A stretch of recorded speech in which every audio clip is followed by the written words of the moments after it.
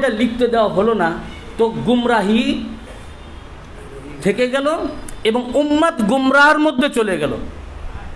এই যে উম্মাত গুমরাহর মধ্যে ডুবে গেল, তখনই এই আহলে বায়ত পাকগণ দেখলেন আর উপায় নাই। এর মধ্যে তো কিছু আছে যারা খড়কুটোর ধরেও বাঁচতে চায়, এদের মধ্যে ঈমান রয়েছে। উম্মাত তো গুমরাহ হয়ে গেল, লিখতে দেওয়া হলো না, পুরা উম্মাতই গুমরাহ হয়ে গেল।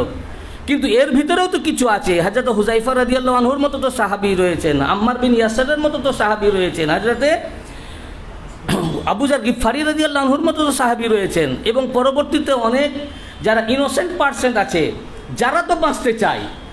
এদেরই জন্য এই যে ইসলাম ডাইভার্ট হয়ে গেল, ইসলাম গুমরাহিতে ডুবে গেল, তখনই এই ডুবন্ত ইসলাম থেকে যারা হাবুডুবু খাচ্ছে কিন্তু বাঁচতে চায়, ইমানের না হলেও কিছুটা রয়েছে, এদেরই জন্য ইমাম পাককে এই কারবালা দিতে হলো, এদেরই জন্য। এবং কতটা আফসোসজনক কথা, এটা আমার মাথায় ঢুকে না।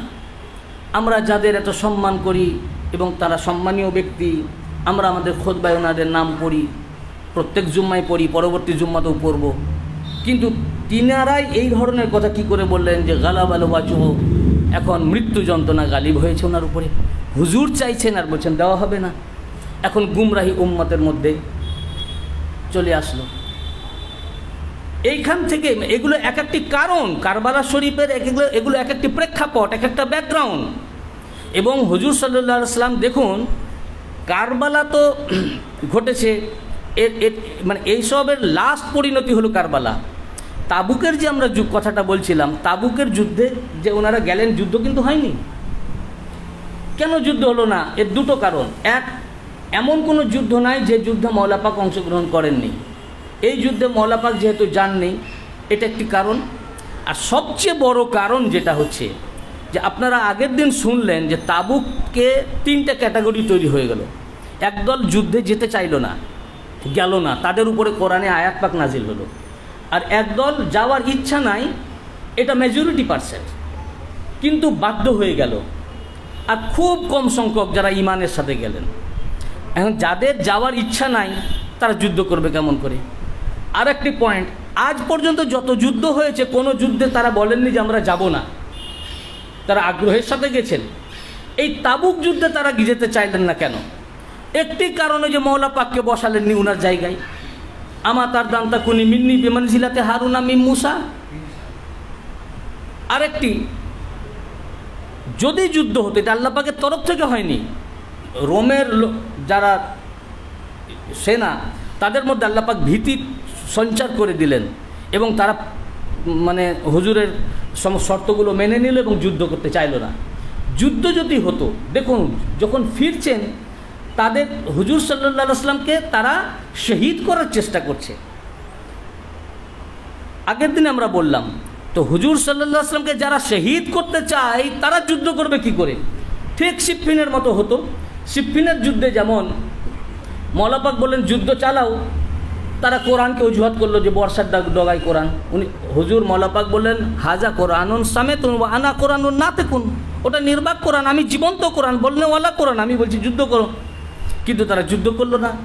ঠিক তাবুকে একই ঘটনা হতো, যুদ্ধ তো করতোই না, বরং রসুল পাক সাল্লাল্লাহু আলাইহি ওয়াসাল্লামের ভিতর থেকে তারা ওখানেই রসুল পাক সাল্লাল্লাহু আলাইহি ওয়াসাল্লামকে আক্রমণ করতো এবং হত্যা করতো, যার প্রমাণ যে রসুল পাক যখন ব্যাক করছিলেন তাকে শহীদ করার চেষ্টা করলো। এবং শুধু তাই নয়, ইমাম আবু দাউদ সুনানে আবু দাউদের মধ্যে রেওয়ায়েত করেছেন শুধু 12 জন মুনাফিক না, এবং মিশকাত শরীফের হাদিস শরীফের মধ্যে আছে যে এই 12 জন মুনাফিক ততক্ষণ পর্যন্ত জান্নাতেই প্রবেশ করবে না যতক্ষণ পর্যন্ত সুয়ের ছিদ্র দিয়ে উট প্রবেশ না করবে, মানে কোনোদিনই যাবে না। এর মধ্যে 8 জনের দুবাইলা ঘা ফোড়া হবে, আল্লাহ রাসূল সাল্লাল্লাহু আলাইহি ওয়াসাল্লাম বলেছিলেন। শুধু এই 8 জন নয়, ইমাম আবু দাউদ তা সুনানে আবু দাউদের মধ্যে, এগুলো তো আমরা মাদ্রাসায় পড়েছি, এখন এগুলো কেতাবে আছে, আমাদেরকে বলতে হবে। তাহলে কি আমরা কেতাব পড়া বন্ধ করে দিব? তারা পড়ে বলে না, তখন আমরা কি করব? ইমাম আবু দাউদ হাসান সানাদে রওয়ায়াত করেছেন, বলেছেন এই হাদিসের সানাদ হাসান, যে রসুল পাক সাল্লাল্লাহু আলাইহি ওয়াসাল্লাম জুমার মসজিদে উঠে খুতবায় দাঁড়ালেন এবং বললেন যে তোমাদের ভিতরে যারা মুনাফিক আছে বেরিয়ে যাও। তো মুনাফিক কি বলবে যে আমি না মুনাফিক, বেরিয়ে যাব। আবার বললেন আমার সাহাবীদের ভিতরে মুনাফিক রয়েছে, তোমরা বেরিয়ে যাও। যখন কেউ বেরোতে চাইলো না তখন বললেন তাহলে আমি কিন্তু নাম নাম করে বলবো। তাতেও যখন কেউ বেরোলো না, ভাবলো যে তাই কি বলতে পারেন, তখন হুজুর সাল্লাল্লাহু আলাইহি ওয়াসাল্লাম প্রত্যেকের নাম এবং তার পিতার নাম এবং তাদের গোত্রের নাম করে বলে দিলেন। ইমাম আবু দাউদ তার সুনানে আবু দাউদের মধ্যে উল্লেখ করেন যে 300-ও বেশি সাহাবী যারা মুনাফেক হয়ে গেছিল তাদের নাম, তাদের পিতার নাম, তাদের গোত্রের নাম করে হুজুর বার করে দিয়েছেন। তো রসুল পাক সাল্লাল্লাহু আলাইহি ওয়াসাল্লামের প্রতি ইসলামে ঢুকলেও তাদের প্রতি বিদ্বেষ রয়েছিল। এরপর আল্লাহ রসুল সাল্লাল্লাহু আলাইহি ওয়াসাল্লাম এবং রসুল পাককে যখন তারা হত্যা করার চেষ্টা করছে, এই জন্য রসুল পাক মওলা পাকের শান খুব বুঝে সুঝে বলছিলেন। কিন্তু হজ থেকে যখন ফিরছেন সেই সময়তে আল্লাহ পাকের আয়াত নাজিল করলেন যে আর নয়, ইয়া আইয়ুহার রাসূল বাল্লিগ মা উনজিলা ইলাইকা মির রাব্বিক ওয়া ইন লাম তাফআল ফামা বাল্লাগতা রিসালাতাহু ওয়াল্লাহু ইয়াসিমুকা মিনান নাস ইন্নাল্লাহা লা ইয়াহদিল কওমাল কাফিরিন।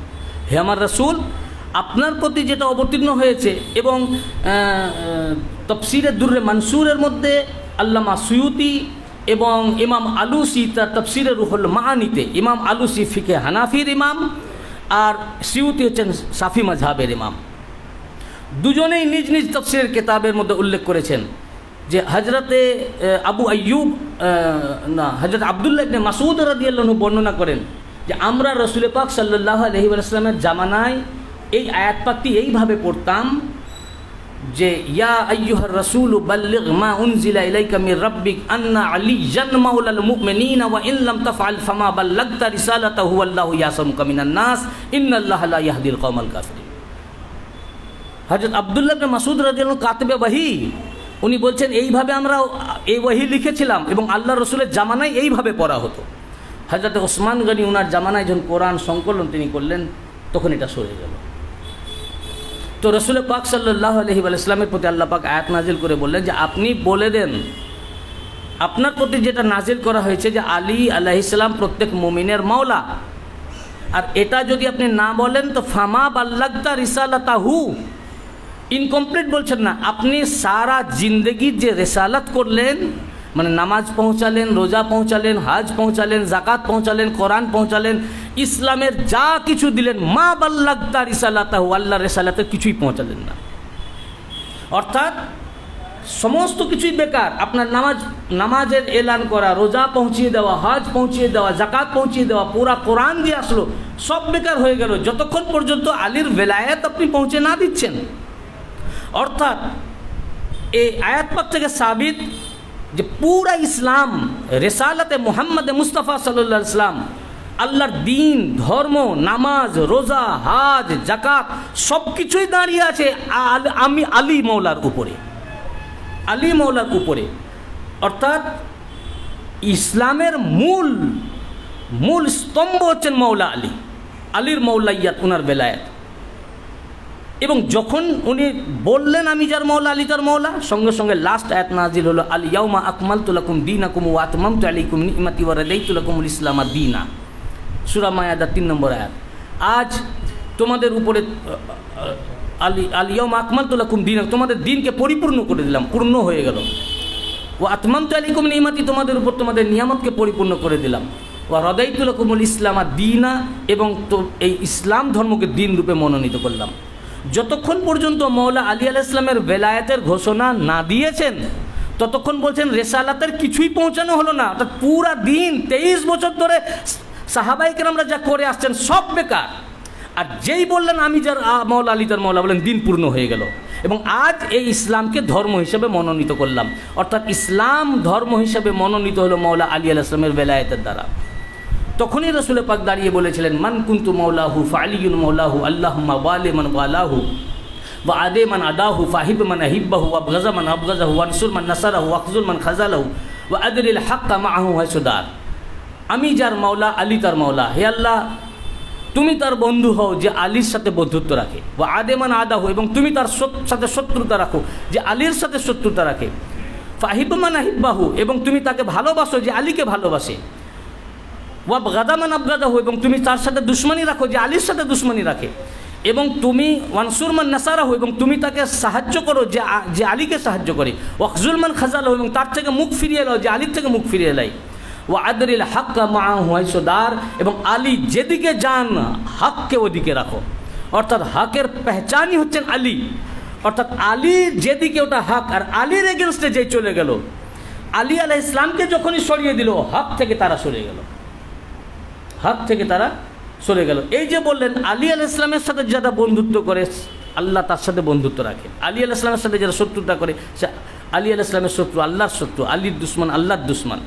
তখন হযরত আবু বকর ও হযরত উমর দুজনে এসে কোলাকুলি করলেন। এটা মিশকাত শরীফের হাদিস শরীফের মধ্যে আছে, তাফসীর আল কবীরের মধ্যে ইমাম রাজি রহমাতুল্লাহ আলাইহি উনিও রিওয়ায়াত করেছেন। সুম্মা লাকিয়াহু উমর বাদা যালিক ফাকাল হানিয়ান লাকা ইয়া ইবনা আবি তালিব। হযরত উমর এসে কোলাকুলি করলেন, করে বললেন, হে আবু তালিবের শাহজাদা, আপনাকে মোবারকবাদ, আজ থেকে আপনি আমার মওলা ইয়া মওলা কুল্লু মুমিনিন ওয়া মুমিনাত, আজ থেকে আপনি আমার এবং প্রত্যেক মুমিন ও মুমিনাতের মওলা হয়ে গেলেন, মওলা হয়ে সকাল সন্ধ্যা করবেন। যে এই কথা হযরত উমর বললেন, সঙ্গে সঙ্গে এই হাদিস আলী বিন শিহাবুদ্দিন আলাবি হামাদানি রাদিয়াল্লাহু আনহু তার মাবাদ্দাতুল কুরবা ফি ফাজাইলে আলী আবার মধ্যে রিওয়ায়াত করেছেন, যিনি 32 জন ওলি আল্লাহর কাছ থেকে খারকা পাক লাভ করেছিলেন, উনি আলাবি ছিলেন, এবং অ্যাট এ টাইম 2000 ওলি আল্লাহর সোহবত লাভ করেছেন। সারা পৃথিবী ঘুরে ঘুরে শুধু ওলি আল্লাহদের কাছ থেকে উনি হাদিস কালেক্ট করতেন, এই কিতাব রচনা করেছেন। তিনি বলেন, এখানে হযরত উমর এই হাদিসের রাবি নিজেই, হযরত উমর বলছেন, যখনই এই কথা আল্লাহ রসুল বললেন আর আমি যখন মোবারকবাদ দিলাম, তো আমি দেখলাম যে আমার সামনে আমার পাশে ফাকালা একজন সুন্দর চেহারা বিশিষ্ট খুশবুদার শুভ্র পোশাকে আমার পাশে দাঁড়িয়ে আছেন, এবং তিনি আমাকে বললেন, ফাকাল আলী ইয়া উমর লাকাদ আকাদা রাসূলুল্লাহি সাল্লাল্লাহু আলাইহি ওয়া সাল্লাম লি ইবনে আম্মিহি আকদাম। বললেন, হে উমর, রাসূল পাক সাল্লাল্লাহু আলাইহি ওয়াসাল্লাম তার চাচাতো ভাইয়ের জন্য একটা ঈমানের গিট বেঁধে দিয়েছেন। আকদান ইল্লা ইউহিল্লুহু ইল্লা মুনাফিক লা ইয়াহিল্লুহু ইল্লা মুনাফিক ফাখজার আন ইউহিল্লুহু।